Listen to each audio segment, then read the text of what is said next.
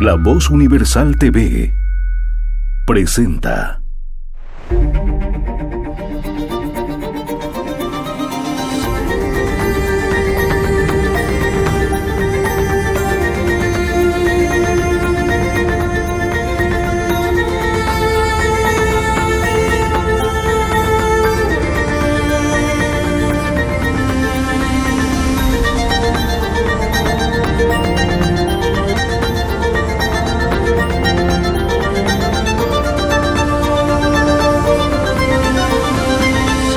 Ideas que transforman, con Gonzalo Chávez.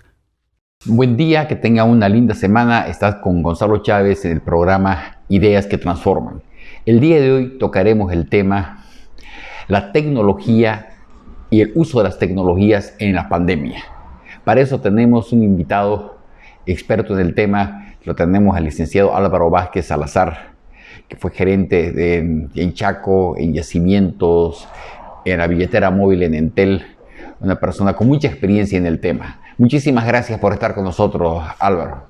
Agradecerte por la invitación y bueno, es una buena oportunidad desde diferentes puntos el estar interconectados, desde La Paz a Santa Cruz, ¿no? Que estas tecnologías nos ayudan a poder estar más cerca y al mismo tiempo más lejos entre todos, ¿no? Y hoy vamos a compartir algunos aspectos, elementos que hacen al quehacer económico y qué más deberíamos hacer para mejorar nuestra calidad de vida. ¿Cómo ves el tema de las tecnologías de información en el mundo? O sea, se han dado casos como en la India, donde el tendido de fibra óptica ha achatado el planeta y ha generado una afluencia masiva de información y empleos en la India con Estados Unidos por el tema de la fibra óptica. Sin embargo, existen otros países que prácticamente no han logrado eso. ¿A qué se debe? ¿Cómo ves el tema ese a nivel global? Creo que hay que hablar de un antes y un después de. Y ese punto de inflexión para mí es la pandemia, ¿no? Cuando empieza la pandemia en China, ¿no? Todo el tema tecnológico, todo el quehacer económico, mundial y demás, tenía un comportamiento, una tendencia, si tú quieres. Entonces, se presenta la pandemia. Entonces, ahí es donde muchas de las industrias que estaban trabajando, si tú quieres, de una forma manual, se han visto afectadas, mucho más cuando los países han empezado a declarar cuarentenas, ¿verdad? Empezamos con Asia, luego con Europa, ¿no? Finalmente llegamos a Norteamérica, América, no es Sudamérica y demás. Entonces, fue un choque muy importante y muy fuerte para muchas de las industrias. Ahora, por el contrario, hubieron industrias también que han presentado un cambio radical, ¿no? Que se han visto aceleradas. Y es justamente el tema del Zoom, ¿no? Que es una herramienta que ahora nos permite estar interconectados. Entonces, si tú ves el mismo fenómeno, sí, que mencionamos, ha sucedido también a nivel mundial, ¿no? ¿Qué ha pasado con el valor de las acciones, por ejemplo, de las empresas tecnológicas, antes de la pandemia y después de la pandemia? Entonces, ha habido un crecimiento exponencial muy importante en este aspecto, ¿no? Entonces, ese es un punto que yo creo que toca reflexionar, Gonzalo, a través de este programa, y que para que en nuestro medio, si tú quieres, en Bolivia, la gente un poquito empiece a pensar a cómo redirigir su negocio. Sí, creo que somos un país muy interesante con bastante capacidad de resiliencia, ¿no? Pero nos falta alguito, ¿no? Para poder avanzar más. Hemos avanzado mucho, yo creo. Mi impresión en todo este tiempo es que ha avanzado mucho en temas de comercio electrónico, hemos avanzado mucho en términos de pagos digitales, uso de las tecnologías comunicacionales y demás, pero yo creo que nos falta todavía mucho. Ahora, Hay muchas empresas en el mundo que han ido migrando su producción. Empresas como Kodak, que ha ido migrando hacia el esquema de los celulares, y otros tipos de empresas que han comenzado a adecuarse a las nuevas tecnologías. ¿Correcto? exactamente, mira, a ver, recordemos finales del siglo pasado. Te hablo de 1900, 95, 99, 2000 y demás. ¿Qué pasaba?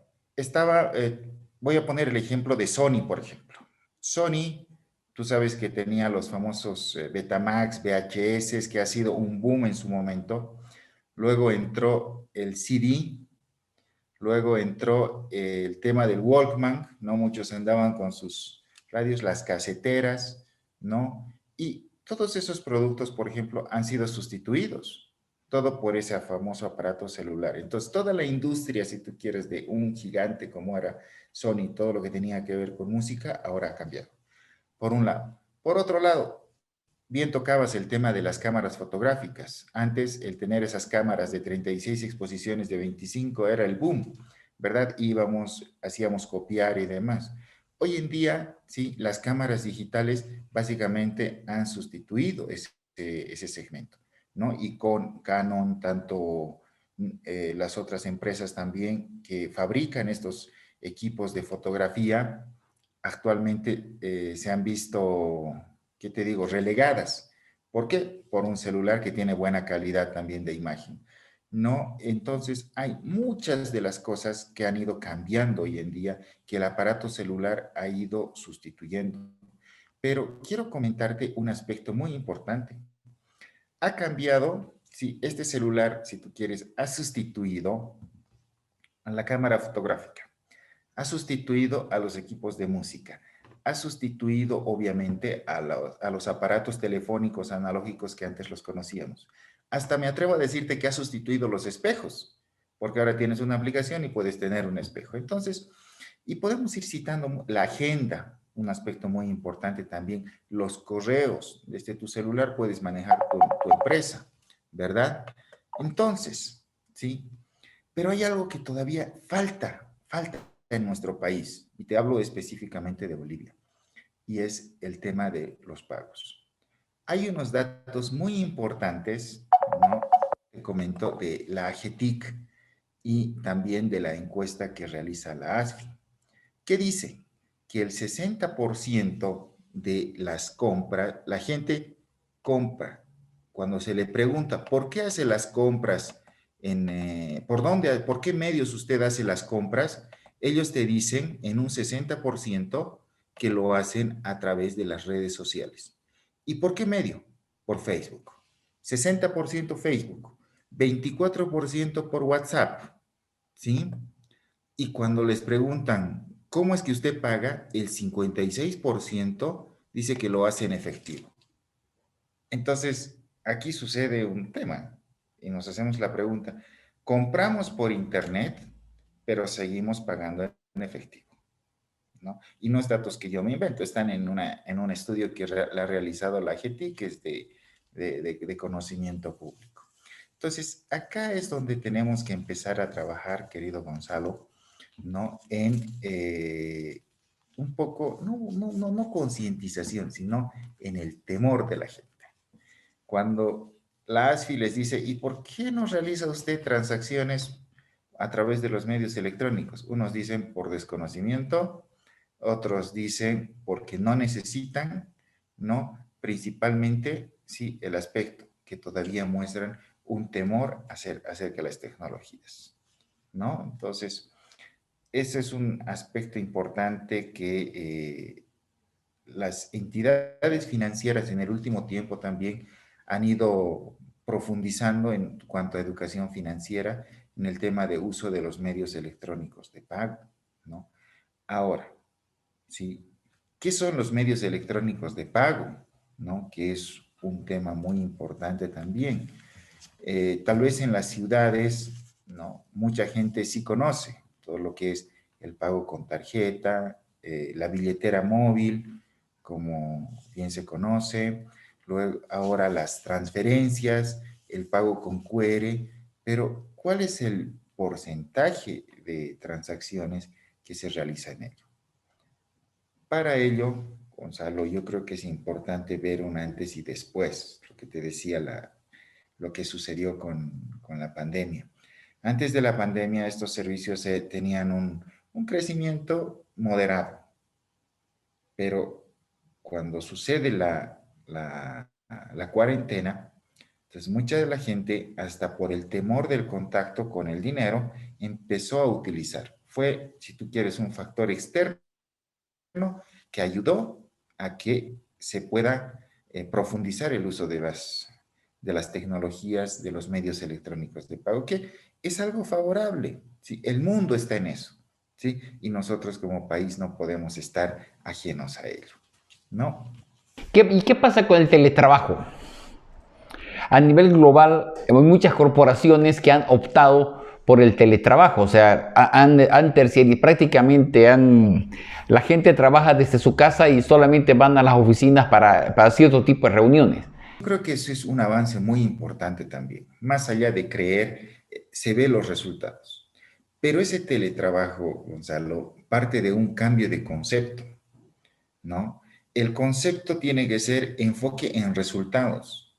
Si es que las compañías están enfocadas en los resultados más que en las horas, hombre, que los tienen en sus instalaciones, va a tener un muy buen resultado, ¿no? Veamos en nuestro país, muchas compañías han decidido, han optado por el teletrabajo, ¿sí?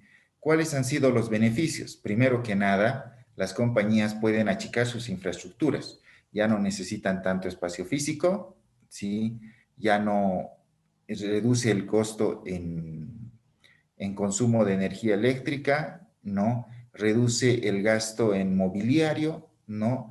Y de alguna manera el costo de las comunicaciones se lo transfiere al empleado, porque los empleados también, todos creo, producto de esta situación, estamos obligados a tener Wi-Fi e Internet en nuestras casas, ¿verdad? Entonces están trabajando. ¿Qué ha generado? ¿Sí? Ha generado otro tipo de estrés, porque al no estar en un horario, digamos, que tenemos comúnmente en nuestras oficinas, ahora están trabajando desde muy temprano hasta muy tarde y encima con los quehaceres también de la casa o si tú quieres los hijos y demás, que ha generado otro tipo de estrés. Pero yo creo que esto es muy importante en la medida, ¿sí?, en que cambiemos el chip, de que no me interesa cuántas horas tengo al empleado sentado conmigo en la oficina. Puede ser hasta sin hacer nada, ¿sí?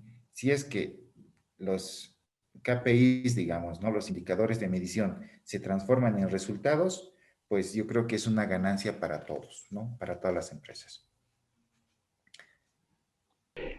La tendencia está mostrando en el planeta que el desarrollo tecnológico va a comenzar a suplir muchas profesiones y muchos espacios.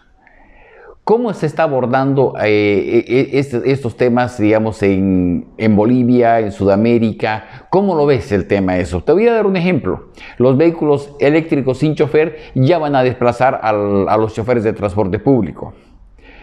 Existen mecanismos tecnológicos que están desarrollándose sistemas para dar respuestas frecuentes a temas legales, a temas médicos, que te van a reducir sustancialmente ese aspecto. ¿Cómo se debería encarar eso? ¿Y por qué eso lo están haciendo los países desarrollados? Pero los países subdesarrollados, ¿qué pasa con ellos? Bolivia, al ser un país tercermundista, subdesarrollado, si tú quieres, lamentablemente enclaustrado y demás, que tenemos que pedir permiso para salir o para entrar, ¿sí? No estamos ajenos al desarrollo mundial. Es un primer elemento que hay que considerarlos.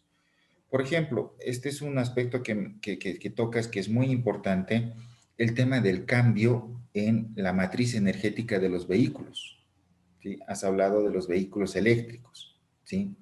Entonces, este fenómeno ya ha venido, ya está en Bolivia y va a tener si tú quieres, no va a frenarse.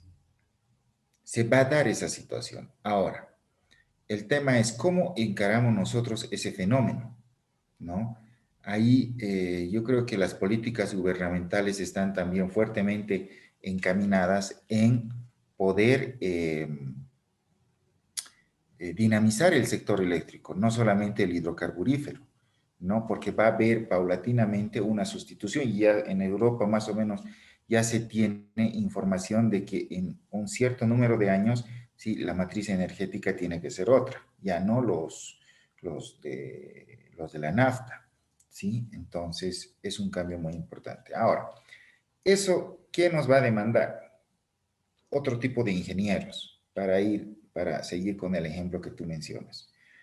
Tenemos los vehículos eléctricos que felizmente yo creo que un gran logro de nuestro país es que en Cochabamba ya se están produciendo estos famosos vehículos Quantum, ¿sí?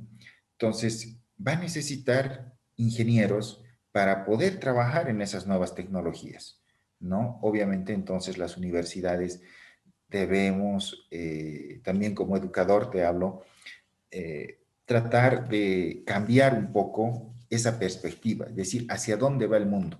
Sí, el mundo no está yendo a la continuidad de los vehículos en base a gasolina, sino está yendo ya al mundo de los vehículos eléctricos, ¿no? Y juntamente con eso, el tema tecnológico, ¿no? Vos sabés que ahora, cuando tiene una falla tu vehículo, antes que ir al mecánico, tienes que ir donde un eléctrico, porque a través de un escáner ellos identifican el problema, ¿verdad? Entonces, ¿eso qué requiere? ¿Sí? A diferencia de lo que pasaba en la gestión pasada. Nuevas habilidades, nuevas competencias y nuevos conocimientos de nuestros profesionales, ¿no? Es punto de partida. Entonces, ya hablando con las universidades en las cuales también soy partícipe, nosotros formamos profesionales, sí, somos, si tú quieres, docentes de una u otra materia, pero estamos dándole conocimiento actual y de hoy, ¿sí? Pero nosotros estamos formando profesionales para aquí a 4 o 5 años, profesionales del futuro. Entonces, algo muy importante como tendencia también, algo que yo lo comparto con los estudiantes es, señores, hay que leer el presente y saber qué está pasando hoy que va a cambiar el futuro. Y con las nuevas tecnologías, ¿qué pasa con los docentes en América Latina? ¿Estamos notando una ampliación de la brecha de calidad docente o de niveles estudiantiles entre los países desarrollados y países de América Latina? ¿Será el problema que tenemos de los docentes? Porque no creo que sean los estudiantes. Hay un problema generacional ahora, ¿sí? Porque justamente con la pandemia hemos entrado a hacer la educación virtual. Entonces, imagínate aquellos profesores que desde hace muchos años, excelentes profesionales, excelentes en todo lo que han desarrollado, tanto en el ámbito académico como en el ámbito profesional, pero eran de las personas que dominaban el marcador o la tiza y han estado, digamos, en una forma de dar clases. Y esto nos ha cambiado, ¿sí? Entonces, si esas personas no han entrado a adquirir las competencias necesarias para manejar este tipo de tecnologías, obviamente que se han visto complicados. Y hemos visto muchos, inclusive memes, TikToks, que los alumnos les han inducido a cometer errores a los profesores por no saber las tecnologías. Entonces, un cambio generacional, digo yo. Vos sabés que antes se llamaba ignorante al que no sabía leer ni escribir. Hoy en día, más allá de la definición que puedan darle algunos otros autores, yo creo que hoy en día la ignorancia va a estar, te lo pongo entre comillas, va a estar en no saber utilizar las tecnologías de comunicación, las TICs, lamentablemente. Porque estamos en ese mundo y no puedo yo estar afuera. ¿Estoy in o estoy out? Entonces, hay muchos profesores que yo he tenido la oportunidad de conocer, se han adecuado excelentemente, sin ningún problema. Y otros también, lamentablemente, tuvieron que pasar nomás a la retirada porque ya no estaban con las capacidades y los conocimientos para poder manejar de una forma asertiva este tipo de tecnologías, ¿no? Lamentablemente. En el tema Bolivia, pasando al tema Bolivia, notamos un rezago bastante fuerte en lo que es el uso de las tecnologías de la información antes de la pandemia, inclusive mucho antes de eso, y el día de hoy. Fíjate, los colegios públicos no pudieron arrancar con la educación virtual de una forma plena. Y eso que se tenía satélite, supuestamente el gobierno había hecho inversiones gigantes en fibra óptica, pero sin embargo no se pudo, no pudieron levantar. Y además tienen problemas muy fuertes. Ni qué decir del rezago en la capacitación docente para poder encarar tipos de cosas como las que está pasando. ¿Qué opinas de eso? Hay muchos maestros que se han adecuado muy bien a este tema de las tecnologías, muy bien. Hay que felicitarlos a ellos, pero hay también otra corriente que sigue con los medios tradicionales. Entonces, yo creo que ahora la música que está tocando en el mundo, ¿sí? Es diferente a la que tocaba antes de la pandemia. ¿Y qué pasa con algunos gobiernos? ¿Qué pasa con algunos gobiernos? Que seguimos con tanta tecnología existente en el planeta, seguimos haciendo trámites manuales. O sea, es impresionante. O sea que, por darte una idea, en Bolivia, cuando entra un empleado público a trabajar, tiene que conseguir 7 documentos de 7 lugares distintos. El REHAB, no violencia familiar, un montón de documentos. Cuando eso pudiera estar integrado en una base de datos y con un clic saber toda la información.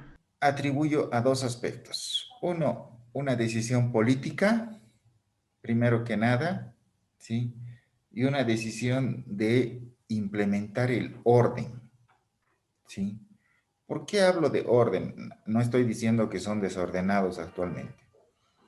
Vos sabés que cuando haces un control tecnológico, de alguna manera la información está mejor resguardada. No tienes la opción de poder, o si tú quieres, reduce la posibilidad de poder modificar la información. Entonces, cuando todo está automatizado en una base de datos y demás, pues hasta los frentes de posible corrupción se reducen. Entonces yo voy a un tema de voluntad y decisión política, ¿no? Hay muchas entidades que han avanzado bastante, ¿no? Pero muchas otras que tampoco están avanzando mucho. Entonces, pero el horizonte es claro, ¿sí? Estás in o estás out. Si nosotros queremos ser un país competitivo, pues definitivamente nos toca entrar nomás e invertir en tecnologías y ser cada vez más competitivos, porque el mercado me lo va a demandar así. Pero la inversión en tecnología alcanza o necesitas la inversión en capacitadores tecnológicos. Bolivia tiene gente capacitada, sin ir lejos. Hay una experiencia muy buena en Cochabamba, se llama Halasoft, ¿no? Que es justamente el dueño, un tipo que estuvo en Estados Unidos y trajo su inversión y conformó acá su compañía y desde acá está desarrollando software, brindando servicios a nivel internacional. Así como él, hay muchas compañías que están desarrollando también tecnología. Yo creo que capacidad sí la hay. El tema es oportunidad y deseos de hacerlo, ¿no? El problema de los países chicos como Bolivia no es mercado. Depende, porque, a ver, en una situación de crisis económica, en nuestro país es muy fácil el levantarse. Yo veo que hay una capacidad de resiliencia muy grande en nuestro país. Y te doy el ejemplo, acá en La Paz, tú sabes que tenemos una de las ferias más grandes, que es la Feria de la 16 de julio, ¿sí? De Latinoamérica, ¿no? Entonces ahí encuentras de todo para poder comercializar, de todo. Y la gente es muy ingeniosa, hay una capacidad de resiliencia muy rápida, ¿no? Entonces, si no me va bien en este negocio, hago este otro. Si no me va bien en este, hago este otro. Y así sucesivamente, cosa de que de una forma muy rápida podemos levantarnos, ¿no? Ahora, tú me dirás mercado, muy bien. Resulta que yo más que mercado iría por producción. Vos que conoces el Oriente, por ejemplo, hace un tiempo yo estaba trabajando por el norte del país, justamente en Pando, cuando hay cualquier cantidad de frutos que da la tierra, ¿no? Más allá de la castaña, el azaí y otros frutos más. Decía, ¿y por qué no exportan esto? ¿Sí? Por qué no venden aquí a nuestro país limítrofe, ¿no? Que tiene gran cantidad de gente. Y ellos me decían, es que cuando nos hacen un pedido, nos dicen, ya mándenme 500 toneladas, ¿y cuánto produces? No, pues yo produzco una toneladita, asociándonos entre nosotros. Entonces, obviamente, esas cantidades pequeñas a los países o a los grandes mercados no les interesan, ¿no? Entonces, acá quiero también tocar y a través tuyo promover en la gente, en el empresariado, acerca de la ventaja asociativa. ¿En qué consiste? Antes se hablaba de ventaja competitiva, obviamente la ventaja comparativa que existe, no digo que no las hay, pero hoy en día una ventaja muy importante para las empresas es la ventaja asociativa, ¿no? ¿Qué quiere decir? Que tengamos la capacidad de poder asociarnos entre dos, tres o cuatro, si los que sean necesarios, a efectos de tener una mayor fuerza y poder atender la demanda que existe. Ahora, muchos dicen, sociedad es suciedad, siempre terminas dañando hasta las amistades, ¿sí? ¿Cómo es que en otras partes, en otros países y en otros escenarios funciona eso? La diferencia es una sola y es gobierno corporativo. Si establecemos las reglas de gobierno corporativo, ¿sí? Pues no debería haber ningún problema en que puedan administrarse una sociedad. Y esto no es que estemos inventando la pólvora, no, sino que ya está probado en el mundo. Hay en muchos lugares donde, en nuestro país inclusive hay muchos casos de éxito, ¿sí?